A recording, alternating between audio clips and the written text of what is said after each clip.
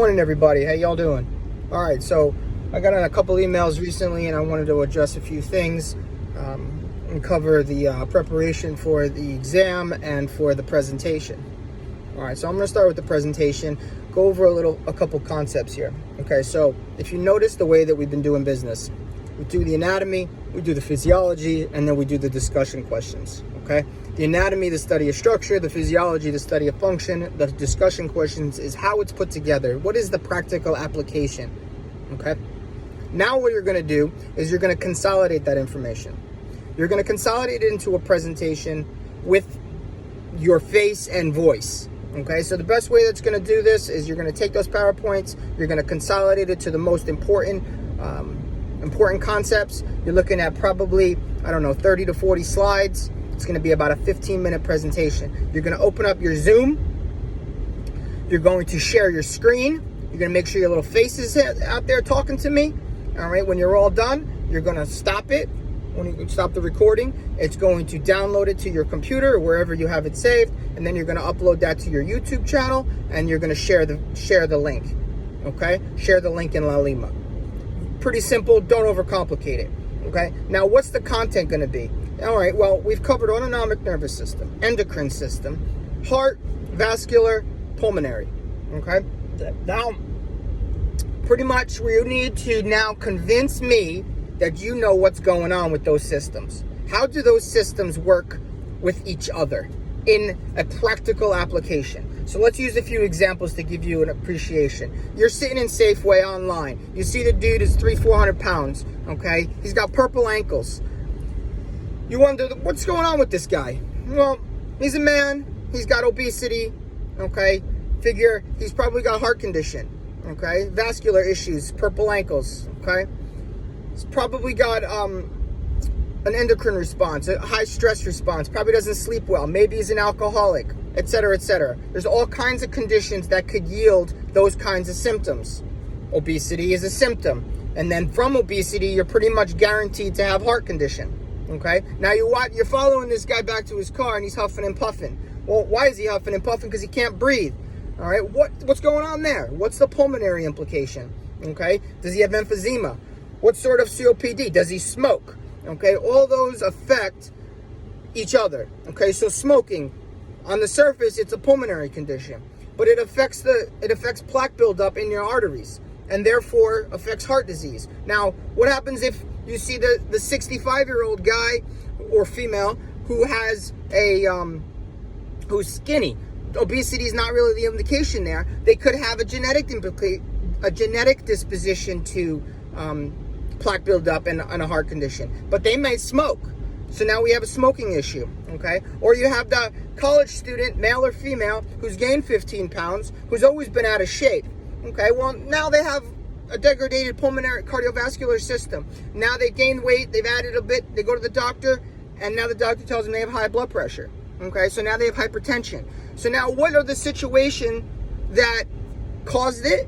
What does the situation present as, the signs and symptoms? And then what are the ways that they fix it? Don't go crazy with the ways that they fix it with lifestyle medicine and drugs and all that.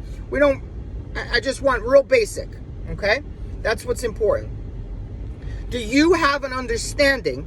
Can you appreciate the interdependence between systems in a person related to these subjects, these anatomical systems, okay? Pretty simple, okay? I need you to convince me. If you're fumbling through it and you sound like a dumbass, re-record it. If you're missing half of the damn subject, re-record it. If you cannot tell me, if you missed the autonomic, if you're not talking about the hypertension in the heart, if you're not talking, re-record it, okay? You need to give me a good confidence, warm and fuzzy that you know what's going on in these systems. Everything thus far has been, did you do it? Did you learn something? Now you have to prove it, okay? You're doing that. I'm looking at you in the eyes on video, and you're going to convince me you know what you're doing. That's how you're going to prove it. Then you're going to take an exam, okay? The exam's 100 questions. You have a couple days to do the exam. That means you have a couple days to open the exam, all right? Many students in the past, they opened it, they left it alone. They thought they had days to do it. No. You have to open the exam. You're going to take the exam when you sit down to take it. Once you start it, you're done. Keep going. You can't stop it. Okay? You're going to get a question. It's going to open up. There's going to be a picture. It's going to tell you, it's going to ask you, what's the structure? You're going to tell me the structure. A, B, C, D. Okay? Awesome. You're going to answer a question. A, B, C, D. Awesome. Okay? There has been known to be a few glitches in these question pools there are hundreds of questions in the pools, and the test pulls questions from that pool. Okay, and sometimes the picture has gotten corrupted for whatever reason. I'm not a computer nerd. I don't know how that stuff works, and it won't open. You won't see the picture. Not a problem. I know it. I'll take care of it at the end. You don't need to email me telling me that none of these pictures are opening.